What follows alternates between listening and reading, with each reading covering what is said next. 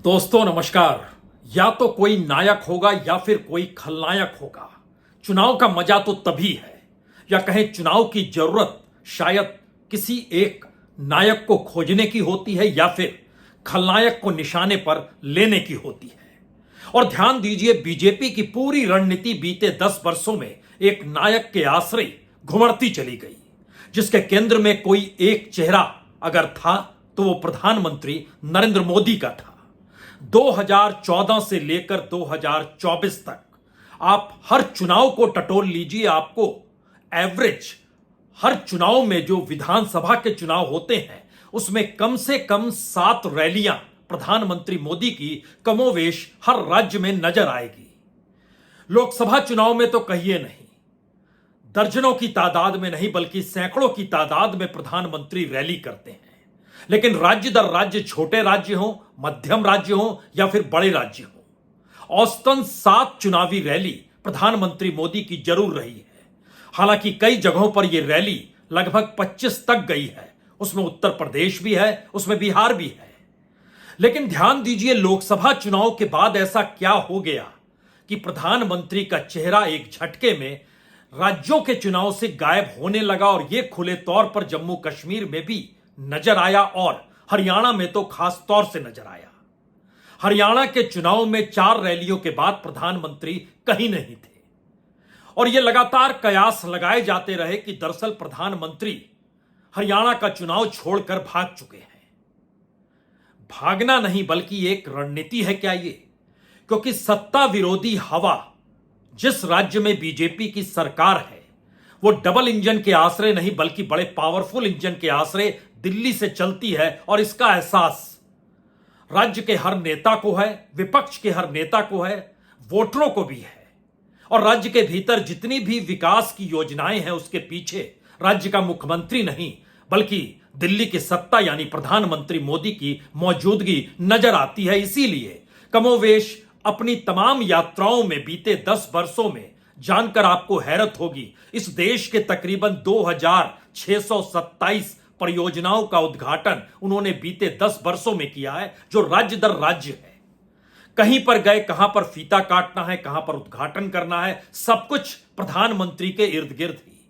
वो चाहे छोटी से छोटी जगह क्यों ना हो, कोई केंद्र शासित जगह ही क्यों ना हो, वो चंडीगढ़ भी हो सकता है, वह इस राज्य के भीतर यानी देश के भीतर के किसी भी राज्य का कोई शहर भी हो सकता है, वो जबलपुर भी हो सकता है। वो कोई भी राज्य के भीतर जब यह परिस्थिति प्रधानमंत्री को लेकर घुमड़ रही हो और इस देश की तमाम नीतियां प्रधानमंत्री के इर्द गिर्द हो, तब यह सवाल विपक्ष के सामने हमेशा से रहेगा कि निशाने पर वह लेगी तो प्रधानमंत्री मोदी को लेगी। और ध्यान दीजिए, आज जब महाराष्ट्र में चुनाव हो रहे हैं, प्रधानमंत्री महाराष्ट्र चुनाव को बीच में छोड़कर चले गए। दरअसल यह उस रणनीति का हिस्सा है जिसमें सत्ता विरोधी हवा या विपक्ष के ताने जो सीधे तौर पर प्रधानमंत्री मोदी के ऊपर लगाए जाते, उसका जवाब देने के लिए खुद प्रधानमंत्री मोदी नहीं है, विपक्ष है। विपक्ष सवाल उठा रहा है, वो आरक्षण का सवाल उठाएगा, संविधान का सवाल उठाएगा, जाति जनगणना का सवाल उठाएगा, गरीबी मुफलिसी का सवाल उठाएगा। लेकिन इन सवालों के इर्द गिर्द राज्य के छत्रप जो बीजेपी के हैं या राज्य के मुखिया जो सत्ता संभालते रहे, उनकी नीति सामने आएगी नहीं। महाराष्ट्र के भीतर बीजेपी किस रूप में खड़ी हुई, सत्ता में दोबारा कैसे आ गई, शिवसेना को किसने तोड़ दिया, एनसीपी कैसे टूट गई, कल तक जिसे आप सबसे बड़ा भ्रष्टाचारी कह रहे थे, 24 घंटे के भीतर वो राज्य का डिप्टी सीएम कैसे बन गया। और इन सब के बीच शिवसेना को लेकर जो बड़े निर्णय लिए गए, उसमें सुप्रीम कोर्ट का निर्णय हो, इलेक्शन कमीशन का निर्णय हो, सब कुछ तो दिल्ली से ही हांका जा रहा था। तो राजनीतिक तौर पर निशाने पर महाराष्ट्र के भीतर एकनाथ शिंदे होंगे, देवेंद्र फडणवीस होंगे, अजीत पवार होंगे या फिर प्रधानमंत्री मोदी होंगे। जाहिर तौर पर प्रधानमंत्री मोदी होंगे। इसीलिए तो प्रियंका गांधी ने आज जब चुनाव प्रचार शुरू किया तो उन्होंने क्या कहा? उन्होंने सीधे तौर पर कहा कि देखिए, राज्य में जनता जिसे चुनती है उसे संविधान मानने वाले प्रधानमंत्री मोदी उसे ही नहीं मानते हैं, और फिर जो परिस्थिति बनती है वो सबकी आंखों के सामने है। आज से ही प्रियंका गांधी ने चुनाव प्रचार शुरू किया है, और इस यात्रा या चुनाव प्रचार के दौर में इससे पहले राहुल गांधी, मल्लिकार्जुन खड़गे या कांग्रेस के किसी भी नेता को देख लीजिए, वो तमाम नेता दिल्ली से गए हुए हैं और कांग्रेस की परिस्थिति महाराष्ट्र के भीतर क्या रही है। नाना पटोले एक वक्त खुद बीजेपी में थे, वो वहां से आए, प्रतिपक्ष के नेता के तौर पर विधानसभा के भीतर चंद्रपुर के वरवट्टीवार जो हैं, वह भी तो नारायण राणे के साथ शिवसेना छोड़कर कांग्रेस में आए थे। नारायण राणे कांग्रेस छोड़कर चले गए बीजेपी में, वरवट्टीवार यहीं रह गए। यानी इनकी अपनी उपज, वो नाना पटोले हो या वरवट्टीवार हो, ये कांग्रेस से नहीं हुई है।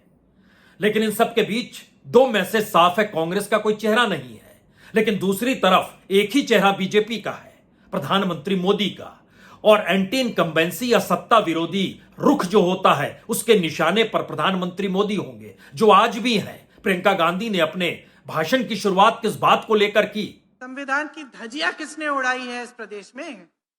संविधान कहता है कि जनता के हाथों में सबसे बड़ा औजार है, सबसे बड़ी शक्ति है। क्या है ये शक्ति? ये शक्ति आपका वोट है। संविधान कहता है कि अपने वोट के द्वारा आप अपनी सरकार चुनेंगे। यहां क्या हुआ? आपने सरकार चुनी ना पिछले चुनाव में। फिर क्या हुआ?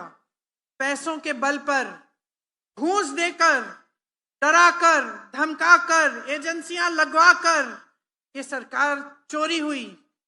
किसने की ये चोरी? किसने किया ये विश्वासघात? किसके साथ? महाराष्ट्र की जनता के साथ। ये मोदी जी ने किया, ये मोदी जी के नेताओं ने किया, ये भाजपा ने किया। ये आपकी बनी बनाई सरकार इन्होंने तोड़ी, और किस तरह से, भ्रष्ट तरह से तोड़ी। संविधान की बात कैसे कर सकते हैं? तो प्रियंका के निशाने पर प्रधानमंत्री मोदी, अमित शाह हैं।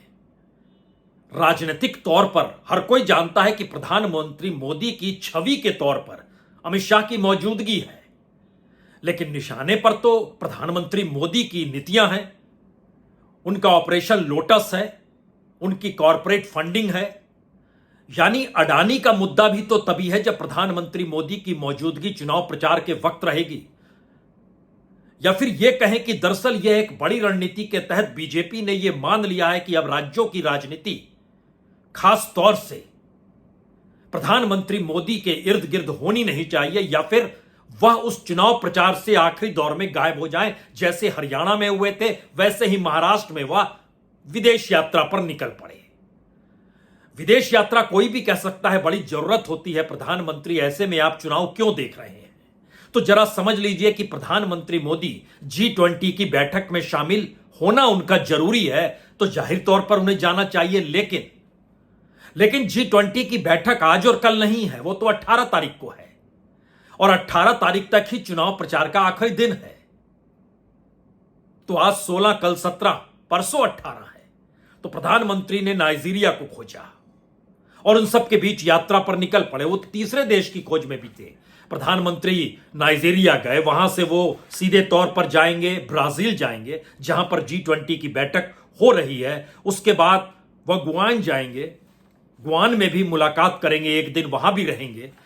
यानी एक मैसेज बहुत राजनीतिक तौर पर साफ है कि सत्ता विरोधी हवा जो राज्यों के भीतर लोगों के जहन में रहेगी, वह केंद्र को ध्यान में रखकर रहेगी। तो केंद्र के नेता को आप दूर कर दीजिए उस चुनाव से, तो फिर निशाने पर किसे लिया जाएगा? एकनाथ शिंदे को निशाने पर लेंगे, तो फिर एकनाथ शिंदे की शासन व्यवस्था की तुलना जाहिर तौर पर उद्धव ठाकरे की शासन व्यवस्था से होगी। वहां यह मुद्दा तो गायब हो जाएगा कि शिवसेना तोड़ी किसने, शिवसेना तोड़ने के पीछे पैसा किसका लगा था, उस पैसे या उस मीटिंग के दौर में अडानी की मौजूदगी क्यों थी, खुद अमित शाह की रणनीति क्या कहती है। ये तमाम चीजें एक झटके में गायब हो जाएंगी। और उसके बाद जब शरद पवार का जिक्र होगा तो अजीत पवार का जिक्र होगा, लेकिन फिर सवाल यही आएगा कि एनसीपी को तोड़ा किसने। ये तमाम बातें इस रूप में लगातार चल रही है कि क्या वाकई महाराष्ट्र की राजनीति को साधने के लिए अगर आप लोकल स्तर पर चले जाते हैं तो फिर इसका कोई दूसरा हिस्सा बचता नहीं है। क्योंकि इसी ध्यान से देखिए, अगर झारखंड के भीतर बीजेपी का कोई चेहरा नहीं है, बीजेपी के पहले रहे मुख्यमंत्री इस दौर में राजनीतिक तौर पर हाशिए पर हैं। स्थिति कितनी नाजुक है बीजेपी की झारखंड के भीतर उनके अपने स्थानीय नेताओं को लेकर, अगर आप इससे समझना चाहते हैं तो आपको अर्जुन मुंडा सिवाय अपनी पत्नी के चुनाव प्रचार के अलावे आपको कहीं नजर आएंगे नहीं। उनकी मौजूदगी राज्य में नजर नहीं आएगी। रघुवर दास तो राज्यपाल बना दिए गए, उनके भी परिजन को टिकट दे दिया गया, लेकिन रघुवर दास पिछली बार चुनाव हार गए, बतौर मुख्यमंत्री चुनाव हार गए। उसके बाद बाबूलाल मरांडी की स्थिति यह आ गई कि जो गिरिडीह का इलाका जहां से वो चुनाव लड़ रहे हैं, धनवार के इलाके में बीजेपी के एक निर्दलीय निरंजन राय खड़े हो गए। बड़े संपत्तिवान व्यक्ति है निरंजन राय, 100 करोड़ से ज्यादा की संपत्ति है उनकी। आज उनको मनाने हेलीकॉप्टर से बाकायदा हेमंत विश्व शर्मा और वहां के गोड्डा के जो विधायक हैं निशिकांत दुबे, वो दोनों पहुंचे। माने या नहीं माने, लेकिन उसके बाद अपने साथ हेलीकॉप्टर पर लेकर वो चल पड़े। किनसे मुलाकात कराएंगे, क्या कराएंगे, क्योंकि बाबूलाल मरांडी का चुनाव तो जीतना जरूरी है और ये मैसेज तो जाना चाहिए राज्य में, क्योंकि इससे पहले वो जिस पॉलिटिकल पार्टी को बनाया वो लगभग 8% 6% वोट ले चुकी है।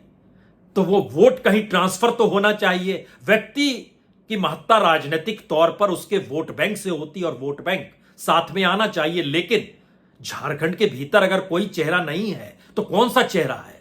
ध्यान दीजिए, हेमंत बिस्व शर्मा असम के मुख्यमंत्री और मध्य प्रदेश के मुख्यमंत्री रहे शिवराज सिंह चौहान, जो लाडली बहना के जरिए जो उनकी लोकप्रियता चरम पर रही, उसको भुनाने के लिए ये दोनों नेता शुरू से पहले दिन से डेरा डाले हुए हैं झारखंड के भीतर में। और झारखंड के लोगों के बीच, गलियों के बीच तो शिवराज सिंह चौहान ऐसे घूमते हैं जैसे वो मध्य प्रदेश में हो। उसी अंदाज में उनका मिलना जुलना संभलना, यानी एक मैसेज बहुत साफ है कि क्लीन इमेज बीजेपी के भीतर जिन नेताओं की है, या जो प्रभावी छत्रप के तौर पर हैं, या फिर प्रधानमंत्री मोदी को लेकर जो नेगेटिव स्थिति राजनीतिक तौर पर चुनाव प्रचार के वक्त विपक्ष को कहीं ऑक्सीजन देने का काम करती है, उन सब के अनुरूप एक नई रणनीति बनाइए जिसमें प्रधानमंत्री मोदी निकल पड़े और दूसरी तरफ जो चेहरे, जो लोग रहें, वह अपनी अपनी लोकप्रियता के आश्रय लोगों के बीच घूमते चले जाएं। एक तस्वीर आपको दिखलाते हैं शिवराज सिंह चौहान की। शिवराज सिंह चौहान लोगों के बीच में है और देखिए, आपको समझ नहीं आएगा कि क्या वाकई वो वहां से चुनाव लड़ रहे हैं, वो वहां के मुख्यमंत्री पद के उम्मीदवार हैं, या फिर वो बाहर से आए हैं, देश के कृषि मंत्री हैं, मध्य प्रदेश में बरसों बरस तक मुख्यमंत्री रहे। देख लीजिए इस अंदाज को।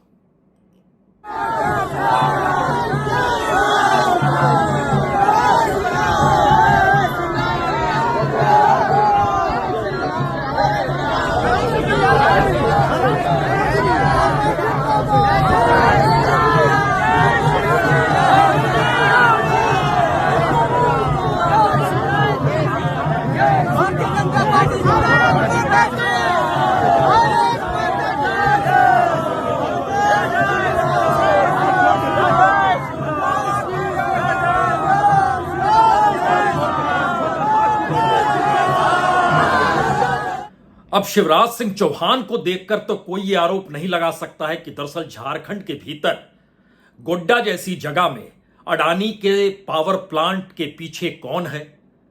जो रॉ मटेरियल जो भी है, या कहें जो कच्चा खनिज है वहां पर मौजूद, और माइनिंग की जो परिस्थितियां हैं, उसके पीछे केंद्र अगर एनओसी देता है तो उसमें हेमंत बिस्व शर्मा या फिर शिवराज सिंह चौहान का नाम तो कोई नहीं लेगा।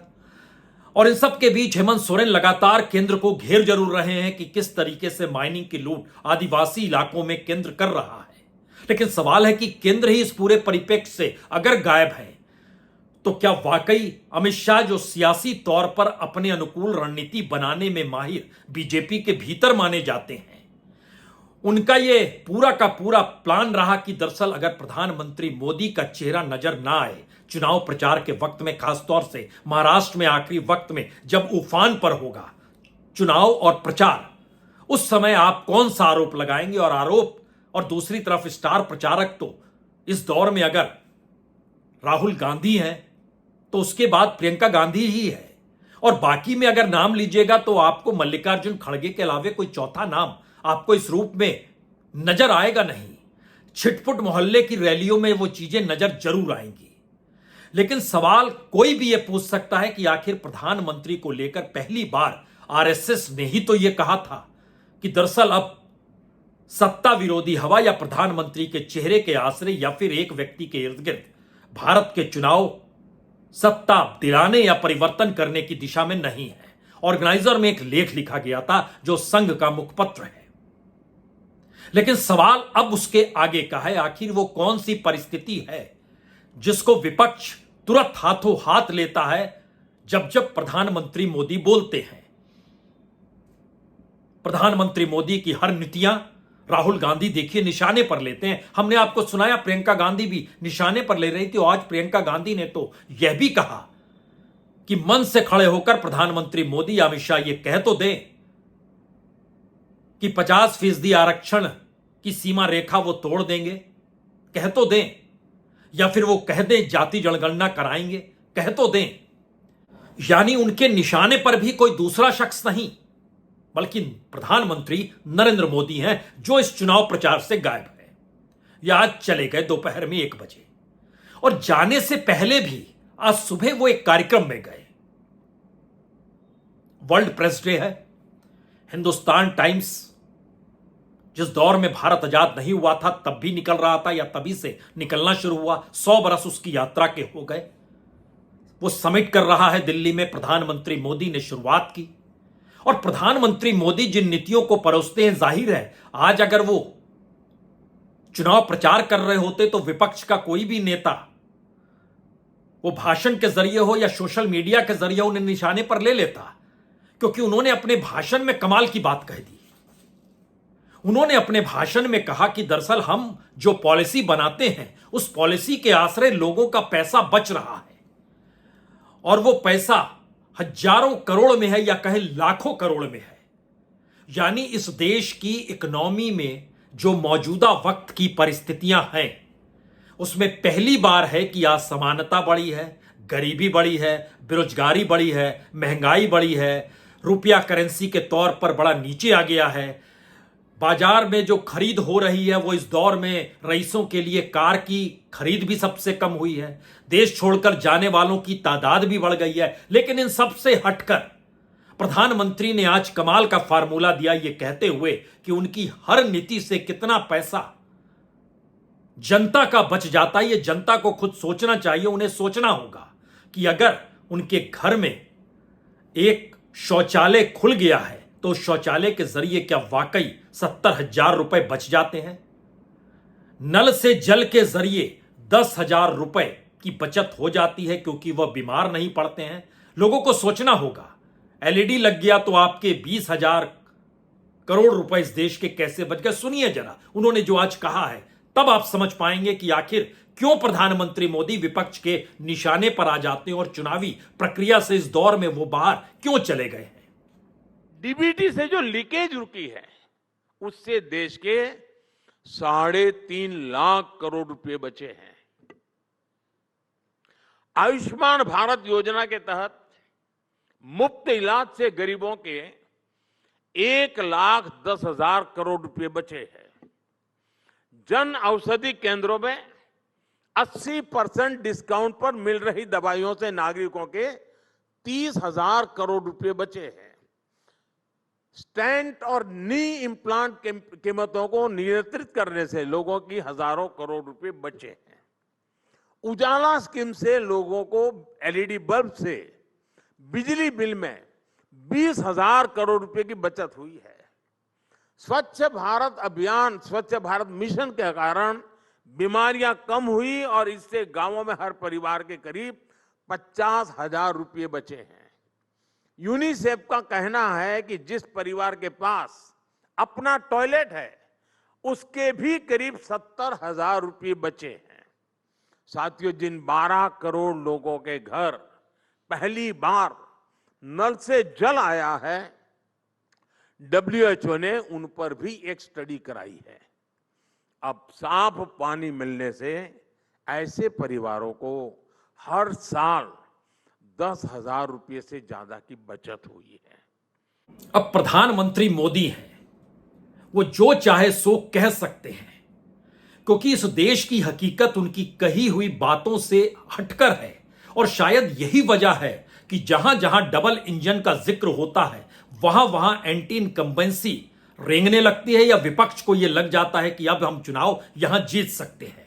यही स्थिति हरियाणा में भी थी, लेकिन प्रधानमंत्री की मौजूदगी ना रहे, जो अब महाराष्ट्र में नहीं है। हमारी टीम ने बताया कि दरअसल जो प्रधानमंत्री कह गए उसमें वो आयुष्मान भारत का जिक्र कर गए, जन औषधि जो 80% कम रेट पर मिलती है उसका जिक्र कर गए, उज्ज्वला योजना जो एलईडी के जरिए उसका भी जिक्र किया, उसके साथ स्वच्छ भारत उसका भी जिक्र किया, शौचालयों का जिक्र किया, नल से जल का जिक्र किया। इन तमाम चीजों को अगर जिक्र करते हुए हमारी टीम ने बताया कि इससे जो खुद प्रधानमंत्री ने आंकड़े दिए, अगर सबको परिवार के साथ जोड़ते जोड़ते देश की स्थिति में आप लाकर खड़ा कर दीजिएगा तो आपको जानकर हैरत होगी, ये रकम तकरीबन 8-8.5 लाख करोड़ की बनती है इस देश के नजरिए से।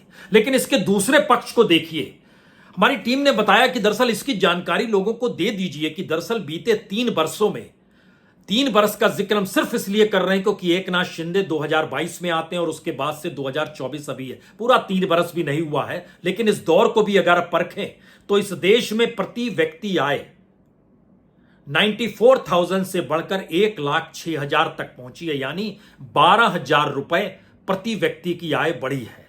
और प्रति व्यक्ति की आय जो बढ़ती है वो पूरी इकोनॉमी के दायरे में इस देश की जनसंख्या को लेकर बढ़ती है। और उसको जब आप राज्यों में लेकर आते हैं तो महाराष्ट्र के भीतर 1,40,000 से बढ़कर 1,63,000 हुई है, लेकिन झारखंड में यह 57,000 से बढ़कर 65,000 तक पहुंची है। यानी इस देश की पर कैपिटा इनकम से इस वक्त भी झारखंड लगभग 35-37,000 रुपए पीछे है। लेकिन जिक्र तो प्रधानमंत्री पूरे देश का करते हैं। और इसके बाद जब आप परिस्थितियों को थोड़ा और समझें तो जो वित्तीय घाटा है वो बढ़ते बढ़ते लगभग 3% दोनों राज्यों में आ चुका है, जो अपने तौर पर कैपिटल इन्वेस्टमेंट जो किया जाता है उस नजरिए से महाराष्ट्र और झारखंड दोनों की स्थिति पिछले दौर की तुलना में कमजोर पड़ गई है। जो पूरा कर्ज है वो कर्ज इस मायने में बड़ा महत्वपूर्ण है कि कर्ज लगभग जो पूरा जीएसडीपी होता है महाराष्ट्र के भीतर में वो 17% पार कर गया और झारखंड में 30% के ऊपर जा चुका है।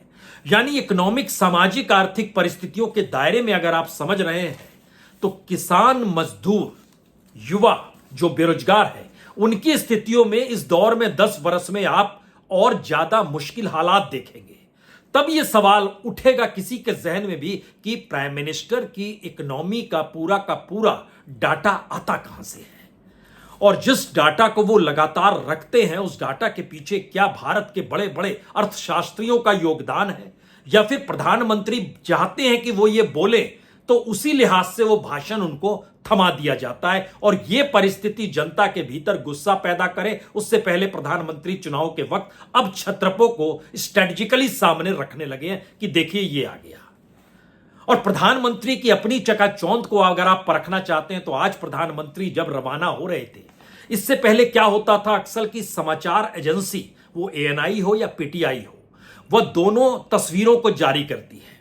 पहली बार पीआईबी ने, जो केंद्र सरकार के अधीन प्रेस इंफॉर्मेशन ब्यूरो है, उसने अपने तौर पर प्रधानमंत्री जो सफर की शुरुआत कर रहे थे दिल्ली से नाइजीरिया की रवाना होने वाले थे, उससे पहले 20 सेकंड का एक वीडियो जारी किया। आप देखिए इसे जरूर, क्योंकि ये 20 सेकंड में आपको लग जाएगा कितने कैमरे, कितनी एडिटिंग, कितनी परिस्थिति के साथ प्रधानमंत्री की 20 सेकंड की यात्रा की शुरुआत सामने रखी गई है।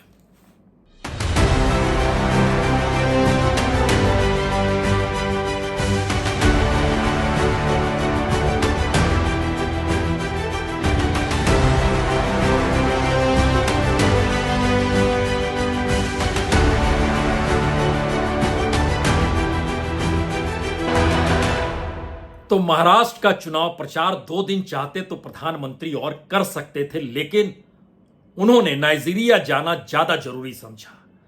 सही बात है, अंतर्राष्ट्रीय तौर पर जितनी बड़ी हलचल इस दौर में हो रही है वो अपने आप में बड़ी महत्वपूर्ण है, खास तौर से इस दौर में अमेरिका में ट्रंप का आना। इसका क्या असर होगा कल जिक्र करेंगे, लेकिन उससे पहले समझ लीजिए कि दरअसल प्रधानमंत्री की इस उड़ान के पीछे महाराष्ट्र में क्या क्या वह छोड़ कर गए हैं। वो दरअसल छोड़ कर गए हैं सबसे ज्यादा बेरोजगारी की परिस्थितियां, सबसे बुरी हालत में किसान, खास तौर से सोयाबीन, कॉटन और जो मिल्क प्रोडक्ट बनाते हैं उससे जुड़े किसानों की भी बदहाली वह पीछे छोड़ कर गए हैं।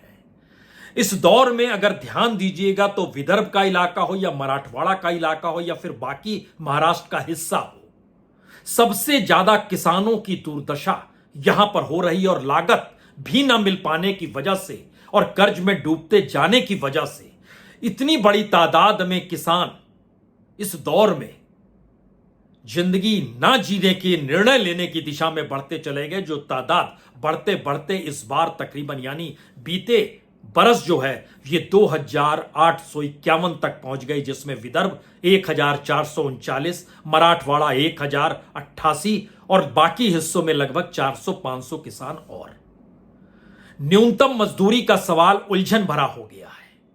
इस दौर में जो अलग अलग कोऑपरेटिव्स के जरिए काम भी होता था और पॉलिटिशियन लोकल स्तर पर रास्ता सुझाते भी थे, इस दौर में कोऑपरेटिव मंत्रालय अमित शाह के हाथ में है और कोऑपरेटिव्स के भीतर के गलत धंधे कहिए वो रुक गए या नए तरीके से वो ऑर्गेनाइज्ड हो गए, यह भी एक सवाल है। लेकिन इन सब के बीच उलझने महाराष्ट्र के भीतर उन लोगों के सामने कहीं बड़ी हो गई जो ये सोचते थे कि दरअसल स्टेट लेवल पर तो उनको अपने पॉलिटिशियन के जरिए रास्ता मिल जाएगा, संयोग से वह भी हाथ दिल्ली में खिसक कर आ गए और दिल्ली ने कहा अब हम चुनाव प्रचार नहीं करेंगे, आप लोग अपने तौर पर लड़िए, क्योंकि इसका जवाब दे पाने की स्थिति में विपक्ष होगा नहीं। और शायद इसीलिए आप ध्यान दीजिए, स्टेट की इमेज या स्टेट के भीतर बीजेपी के नेताओं की इमेज दिल्ली में बैठे प्रधानमंत्री मोदी और शाह की तुलना में अच्छी है।